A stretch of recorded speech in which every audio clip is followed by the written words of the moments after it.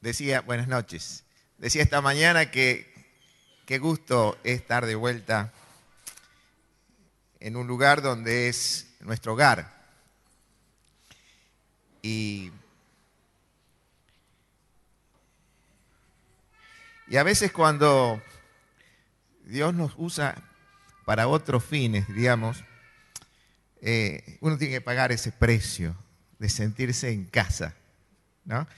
Pero hace 11 años había una iglesia cerrada y Dios tocó algunos corazones de hermanos que estaban sentados como muchos de ustedes acá. Y Dios tocó esos corazones y hoy hay una iglesia funcionando, cantando un buen número de personas, cantando y dando testimonio y aprendiendo y llevando el mensaje a todo un barrio. Así que, ¿por qué digo esto? Porque es probable que muchos que están acá, quizás cómodamente y disfrutando de la familia, Dios, la necesidad es mucha. Hay mucho trabajo y Dios puede estar llamando a personas, a matrimonios, a algún lugar en específico, para extender el reino. Así que el gozo que da el trabajo hecho en ese lugar y la respuesta de Dios en una iglesia cerrada, paga con creces ese desarraigo que uno tiene como un hijo de acá. Bueno, hoy es un día, como decía Raúl, de elecciones. Tenemos un antecedente de esta elección y toda una situación de zozobra, un lunes de agosto hace poco. Y todo esto carga a las personas con una incertidumbre, con algo que no lo puede definir, pero muchas personas van a estar afligidos, preocupados y quizás temerosos en este tiempo. Y es por eso que es bueno ir a la Biblia, ir a lo que el Señor enseñó. En la Biblia figura en rojo algo que el Señor lo dijo, y no lo dijo una vez, lo dijo muchas veces mientras predicaba. Comenzó diciéndolo en Galilea, en Mateo 6, y luego en Judea, años después, el párrafo que vamos a leer en Lucas 12, versículo 22. El título, ansiedad, preocupaciones y temor, cómo ser libres de ello.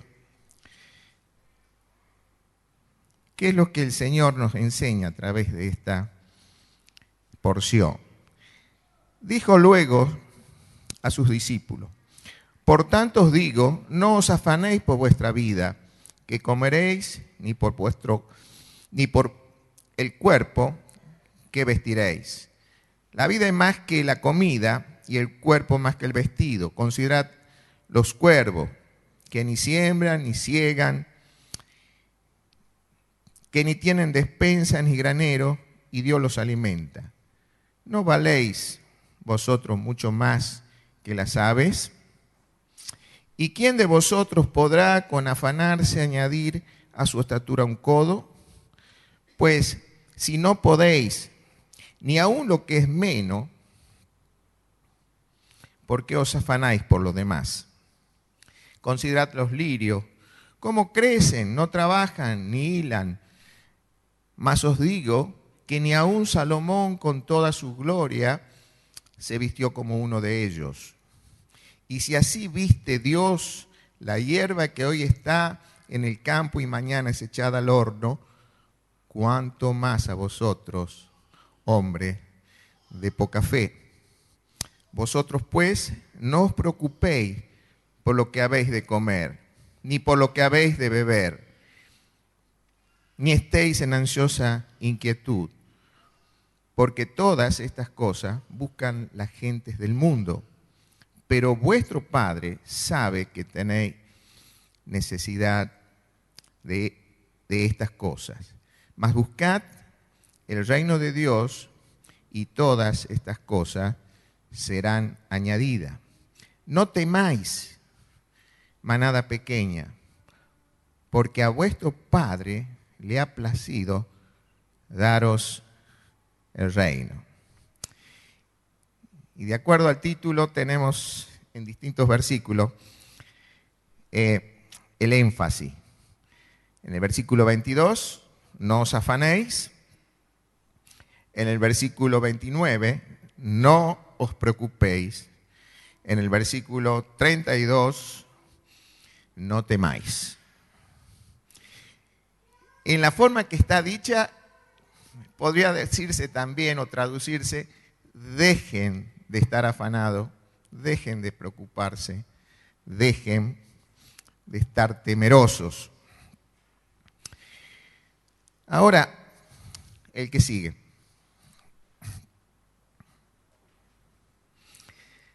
Hay dos áreas en las que podemos aplicar nuestros temores, nuestra ansiedad y nuestras preocupaciones. Una es el área material, física, terrenal, y la otra es el área espiritual, la que es inmaterial, la que es celestial. Son las dos áreas donde podemos estar enfocando esa ansiedad.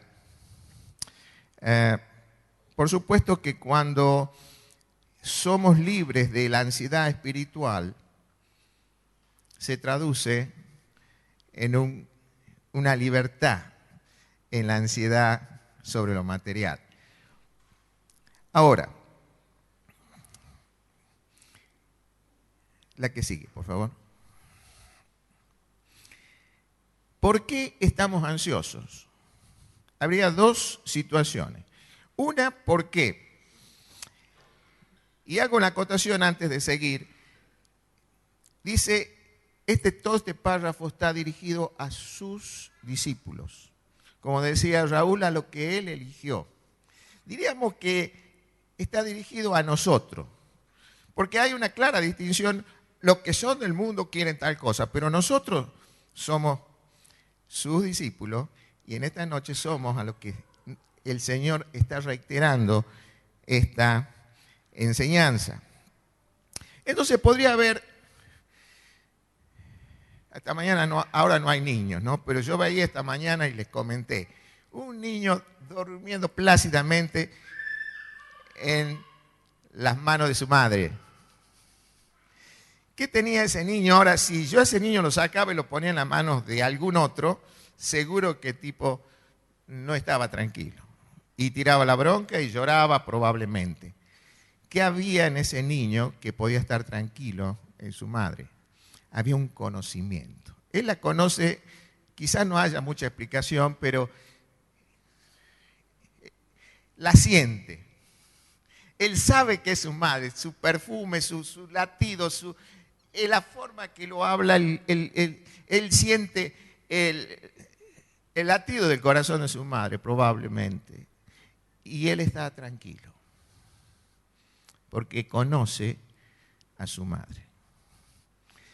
Y un poco nosotros conocemos mucho acerca de Dios. Muchos venimos de que somos chiquitos a la escuela dominical y podríamos decir muchas cosas de Dios. Ahora le conocemos en esa profundidad a ese Dios para dejar de preocuparnos, dejar de estar ansioso, dejar de estar temeroso. Podríamos decir que como un niño durmiendo plácidamente, nuestras vidas pueden estar aferradas al Señor en el total descanso, porque hay un Dios grande, porque hay un Dios que conocemos su naturaleza, conocemos sus promesas, conocemos sus prioridades con nosotros, conocemos su amor, conocemos su compromiso con nosotros, conocemos su paciencia, sus promesas, tantas cosas que conocemos de Él. Pero ¿la conocemos o están en el corazón? ¿La hemos experimentado? Porque muchas veces nos afanamos y a veces nos dormimos una noche por esto o lo otro. ¿Realmente conocemos a Dios? ¿Hemos experimentado a Dios? Y la otra es que a pesar de todo lo que conocemos de Dios, no confiemos en Él. Entonces, si no confiamos en Dios, estamos a cargo de nosotros y el mundo se viene abajo y es lógico que tengamos preocupación por cualquier cosa. Y temores y ansiedad y nos afanemos. Entonces, dos áreas, material, espiritual, pero ¿conocemos a Dios? O si conocemos, no confiamos, o simplemente no podemos confiar porque no le conocemos. Que esa sería también una situación. Ese chico yo lo saco, lo pongo en la mano de otro, él no conoce, por lo tanto no confía, entonces empieza a llorar. Sería un pecado aquellos que conocemos tanto del Señor a través de poder describir su naturaleza, sus atributos, y podríamos hablar ahora, pero en la práctica estamos sufriendo todas estas cosas. Sigamos. Entonces, ¿qué podemos no entender de Dios para seguir preocupados? Y una de las cosas es no entender la prioridad que tiene Dios. Dice versículo 22, por tanto le dijo, no os afanéis por vuestra vida, que comeréis, ni por el cuerpo que vestiréis. La vida es más que la comida y el cuerpo más que el vestido. Dios nos da la vida.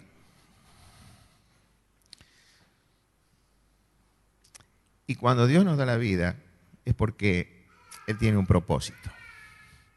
No estamos para sobrevivir, nuestra vida no tiene que ver con que todos los días comamos y nos vistamos para seguir vivos. Para nosotros, sus discípulos, sus hijos, nuestras vidas tienen un propósito. Dios lo determina y esa es su prioridad. Luego, sigamos, ¿qué no entendemos? Seguimos preocupando porque no entendemos que si Dios tiene un propósito, también va a proveer para que ese propósito sea realizado. Dios no podría tener un propósito con cada uno de nosotros si no estaría dispuesto y si ese propósito dependiera de lo que nosotros hagamos. Entonces, Dios tiene un propósito y nos provee. Dice, considerad los cuervos que ni siembran ni ciegan, que ni tienen despensa ni granero, y Dios los alimenta. ¿No valéis vosotros más? Mucho más que las aves.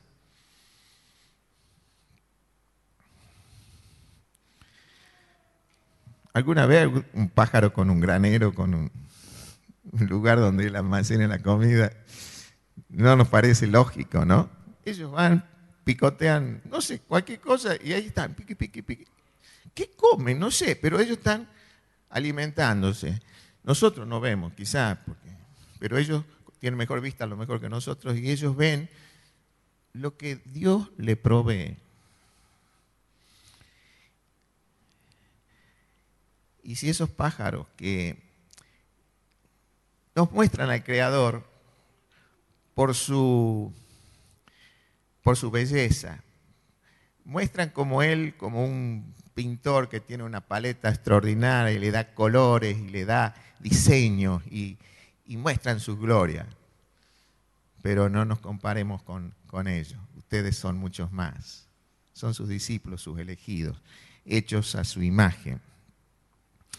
Entonces, Dios tiene un propósito y Él se compromete a la provisión para esos propósitos. No os afanéis, no temáis, no os preocupéis.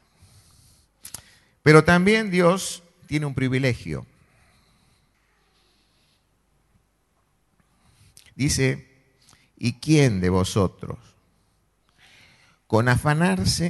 podrá con afanarse añadir a su estatura un codo? Pues si no podéis ni aun lo que es menor, ¿por qué os afanáis por los demás? Bueno, acá la estatura, bueno, a mí me vendría bien poder un poco más, ¿no? Pero ya llevo 70 años con esta altura, así que ya puedo terminar lo que me queda. Pero acá se refiere más a la extensión de nuestra vida. Nuestra vida depende del Señor. Y en su privilegio, en su derecho por ser nuestro creador, Él determinó cuándo naceríamos, de quién naceríamos y cuántos viviríamos. Es decir que, por más que nos afanemos en esto, no tiene sentido.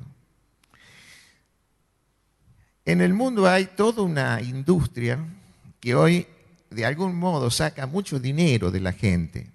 Quizás a veces hasta los creyentes podemos caer. Y le venden un polvito para, no sé, y todo con la esperanza de que van a vivir más.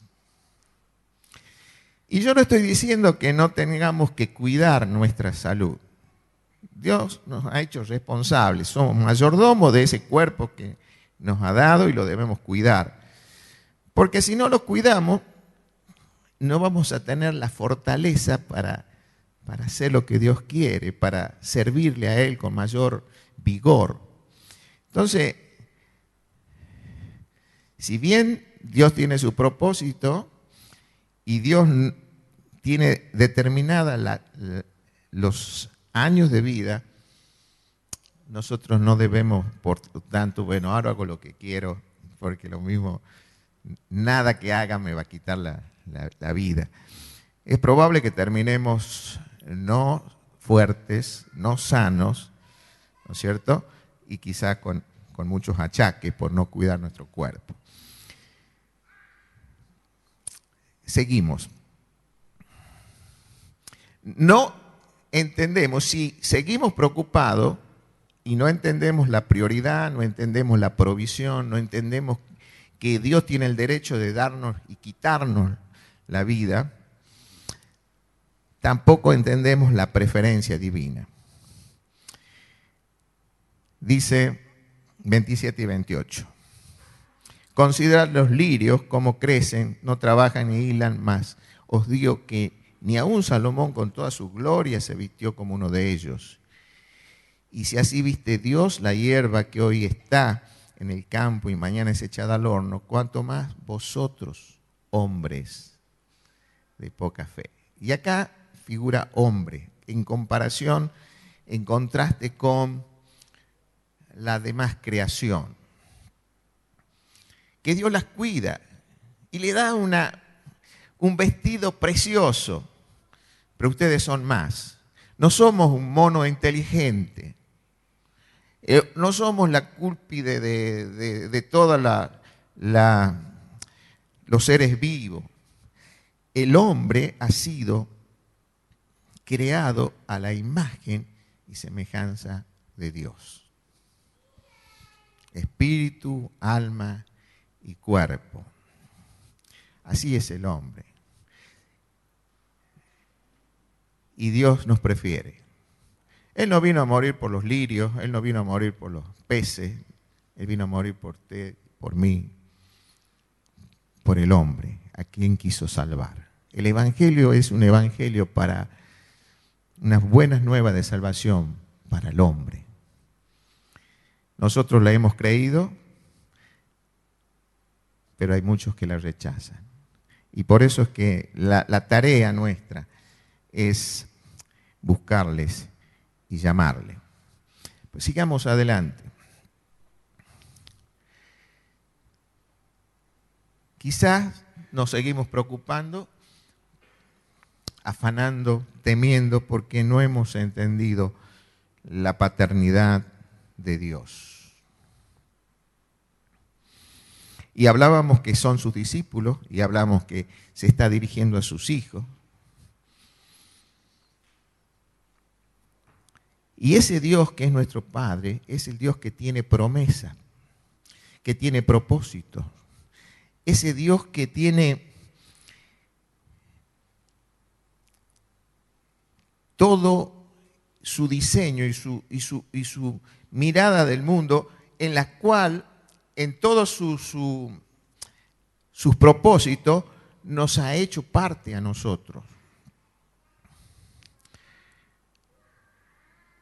Y podemos decir que nosotros somos hijos de Dios. Y si no somos hijos de Dios, ¿de quién somos? La Biblia dice que de vuestro padre el diablo. Aquellos que no son creyentes, su padre es el diablo. Decíamos esta mañana y alguien se acercó que el diablo no tiene promesa. Por supuesto que si la misión del diablo es hurtar y matar, destruir, no puede hacer ninguna promesa de bien.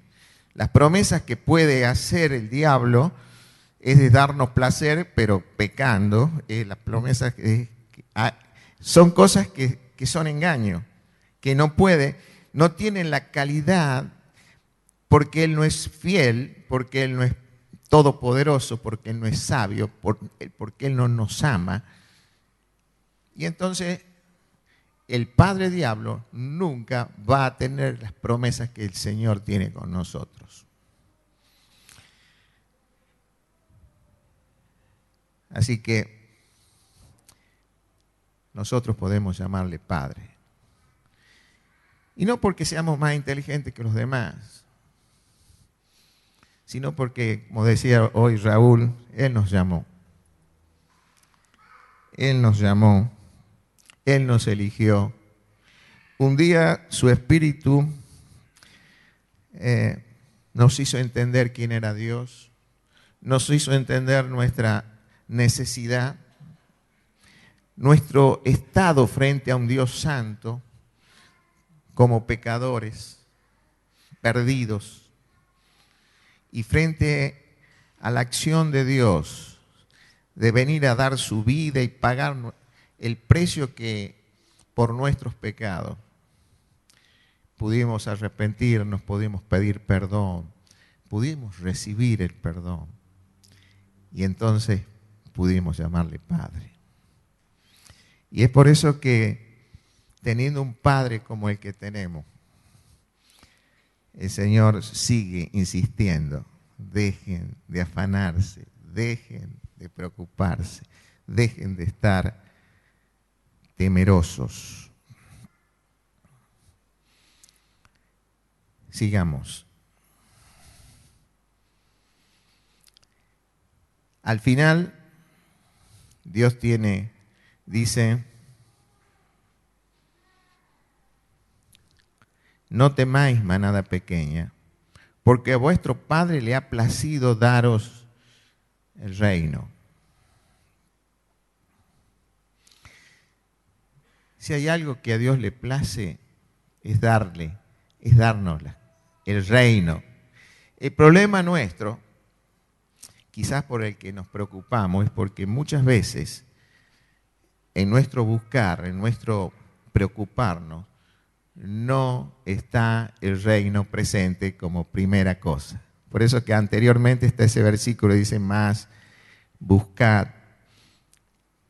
el reino de Dios y todas estas cosas serán añadidas. Y un poco antes dice: ¿y por qué siguen ustedes así? Son hombres de poca fe. No dicen que no tienen fe, porque si no tuvieran fe no serían los discípulos. Son discípulos que tienen poca fe y que se siguen preocupando, siguen temiendo, siguen afanados porque tienen poca fe. Entonces, el llamado para el día de hoy es entender un poco más a ese Dios, sus prioridades, su provisión, su privilegio al darnos la vida, su preferencia como hombres dentro de la creación, su paternidad, pero también su placer de darnos todo lo que tiene que ver con el reino. ¿Y qué es el reino? ¿Por qué no buscamos el reino? Que finalmente es lo único que tenemos.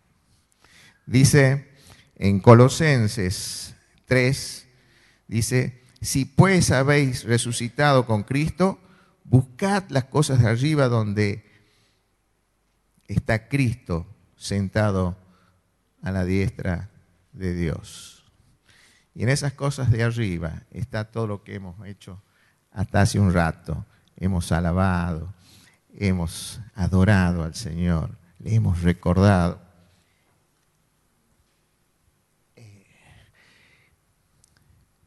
Es el área de la obediencia a su palabra, es el área del servicio a su persona, es el área de, como cantábamos, cuando nuestro corazón se somete a Él.